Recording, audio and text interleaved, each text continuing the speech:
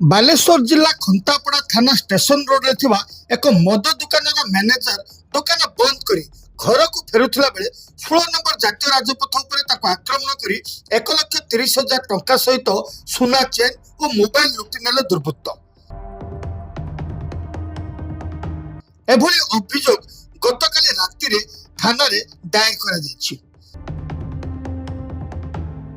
ଗତକାଲି ବିଳମ୍ବିତ ରାତିରେ ଦୁର୍ବୃତ୍ତମାନେ ଏକ ପଲ୍ସର ବାଇକରେ ଆସି ପ୍ରଥମେ ତାଙ୍କ ଗାଡିକୁ ଆଡା ପକାଇଥିଲେ। ପରେ ମଦ ଦୋକାନର ମ୍ୟାନେଜରଙ୍କ ହାତ ଓ ଅଣ୍ଟାକୁ କଟୁରୀରେ ଆକ୍ରମଣ କରିଥିଲେ। ପରେ ତାଙ୍କଠାରୁ ଟଙ୍କା ଓ ସୁନା ନେଇ ଫେରାର ହୋଇଯାଇଥିଲେ। ଭୟରେ ସେ ସେଠାରୁ ଦୌଡ଼ି ପଳାଇଯାଇଥିଲେ।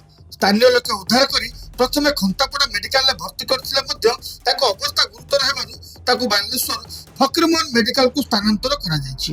ଯୁବକ ଜଣକ ହେଉଛନ୍ତି ଉଳିହାପାଟଣା ଗାଁର ପୁନେଶ୍ୱର କୁମାର। ଖନ୍ତାପଡ଼ା ପୋଲିସ ଘଟଣାର ତଦନ୍ତ ଜାରି ରଖିଛି।